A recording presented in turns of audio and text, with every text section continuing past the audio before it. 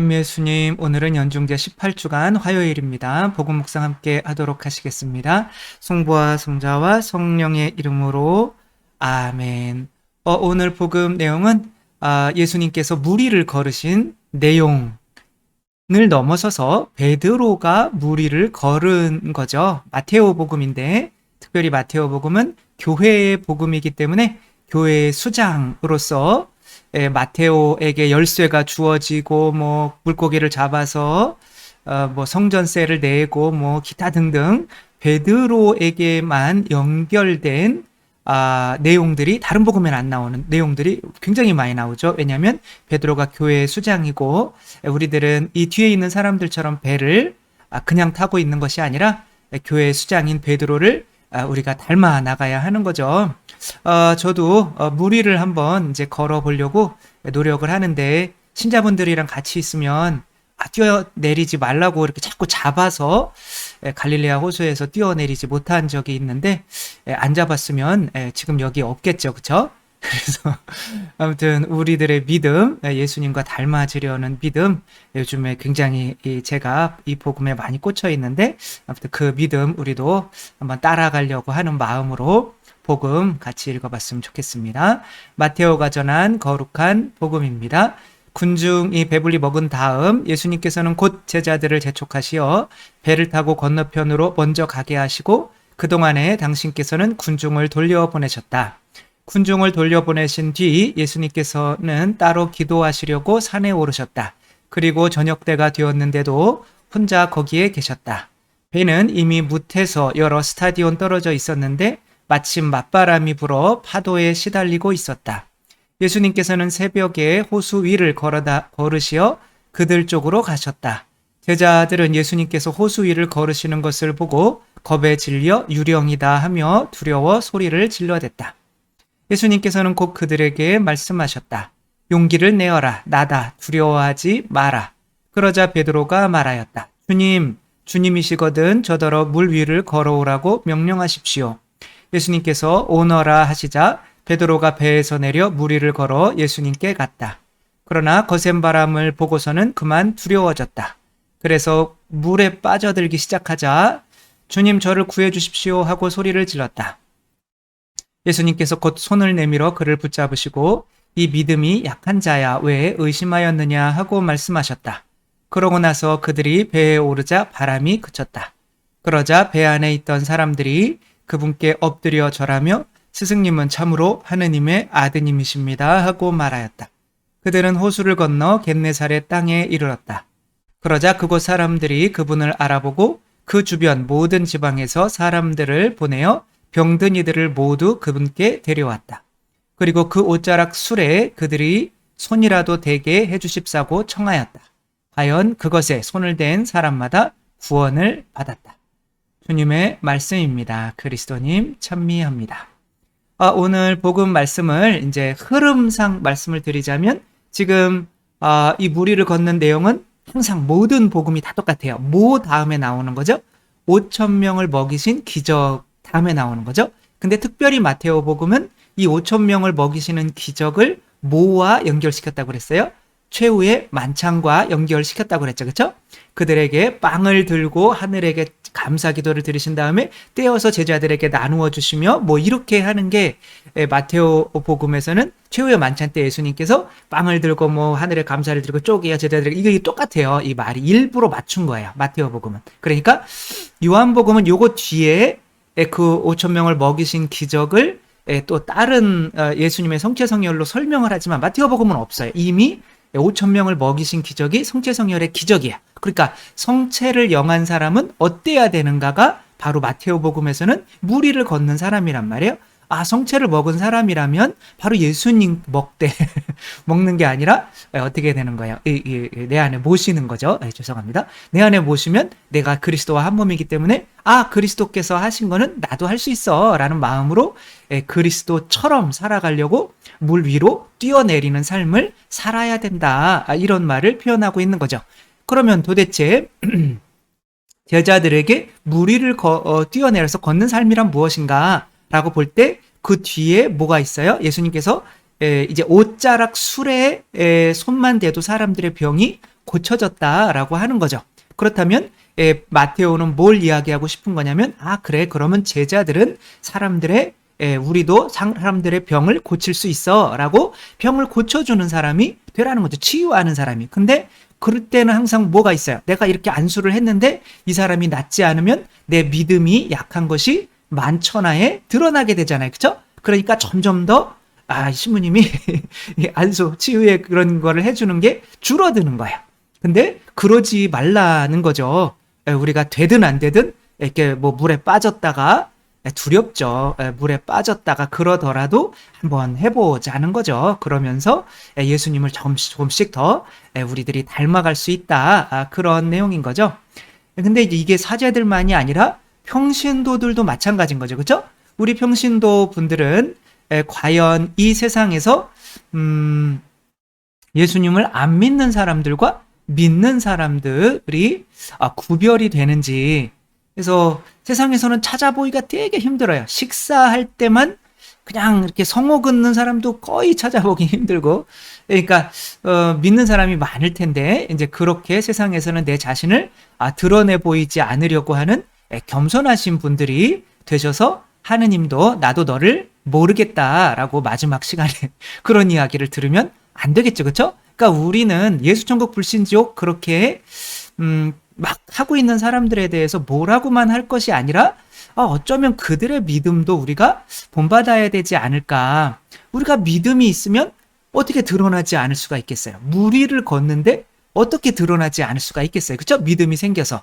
그러니까 어제도 말씀을 드렸듯이 이 개들, 내가 인간인 줄 알고 두 발로 걸어보려고 한번 하는 애들, 이런 애들이 어떻게 이 세상에서 개들 사이에서 드러나지 않겠어요? 그렇죠? 당연히 드러나겠죠.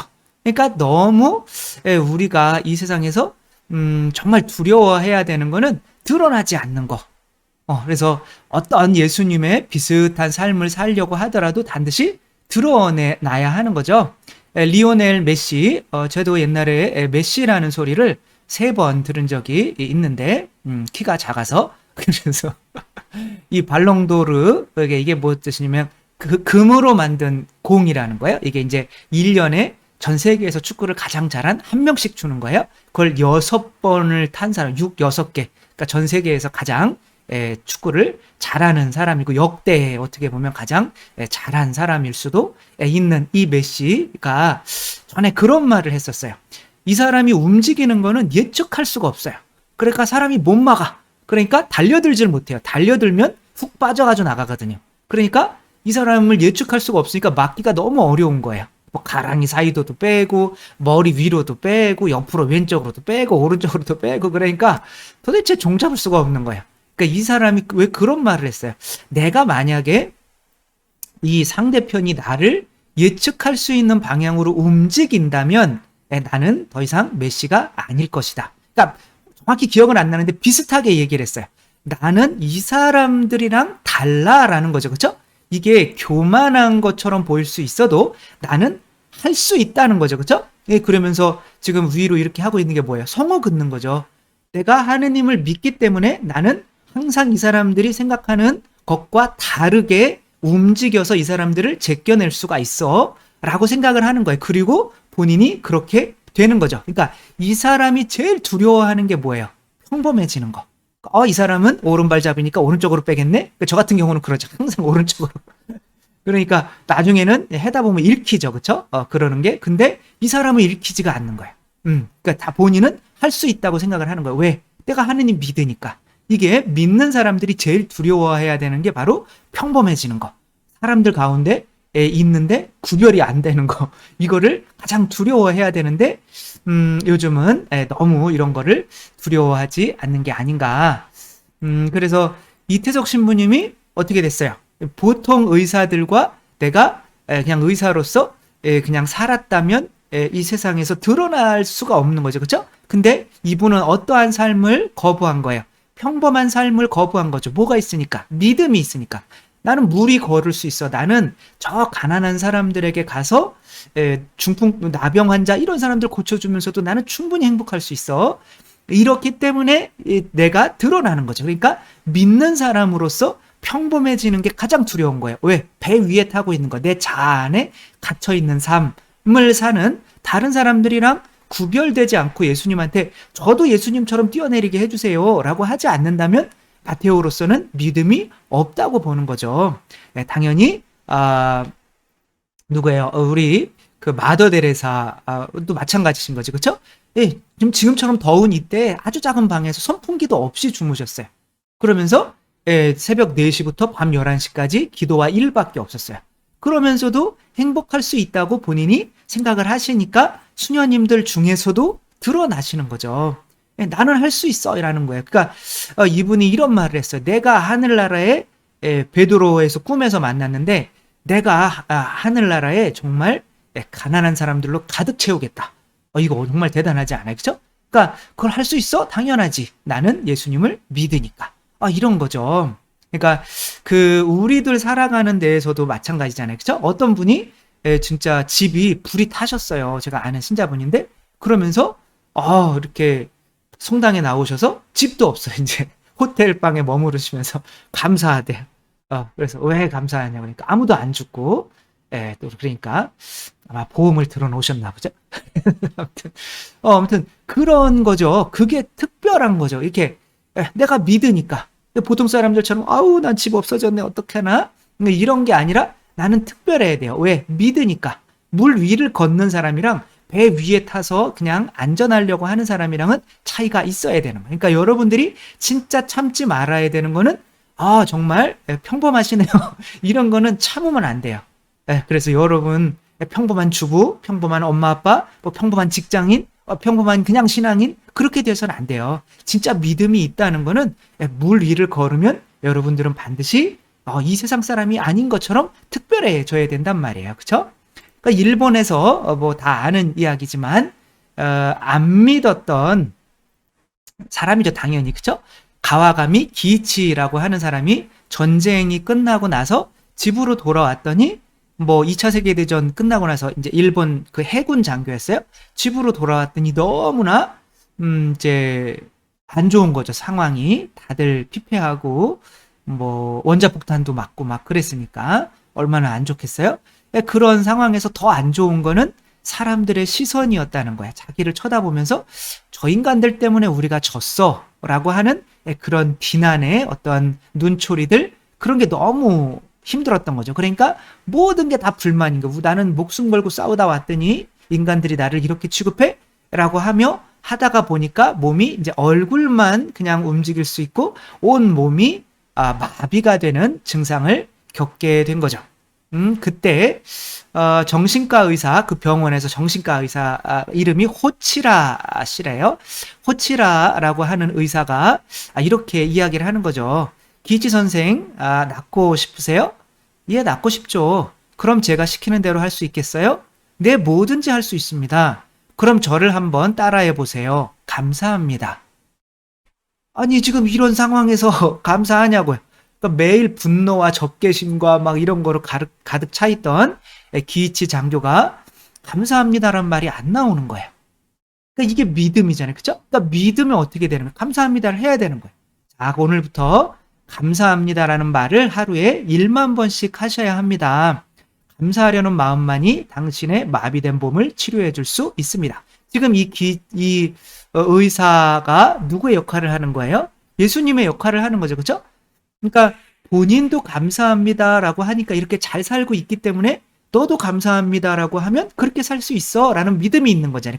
그 믿음으로 예수님께서 우리를 초대하시는 거죠. 그러면 예수님께서 사신 것처럼 우리도 살면 부활에 이르고 이 세상에서도 평화와 행복에 이르고 또 영원한 생명을 얻게 되는 거잖아요. 그러니까 예수님이 사신 것처럼 우리도 살 수 있다고 믿으면 이 세상에서 분명히 달라지는 삶을 살 수가 있게 되는 거죠. 그래서 근데 이 사람은 이제 믿었어요. 그러니까 믿음이 어떻게 변화가 되는 거예요? 그러니까 지금까지도 폐전병인데 이름이 이렇게 명확히 남아서 회자되고 있는 것은 믿었기 때문에 다른 사람이 됐다는 거예요. 보통 사람이 아니라 어떤 다른 사람. 나는 특별해 이런 거랑 달라요.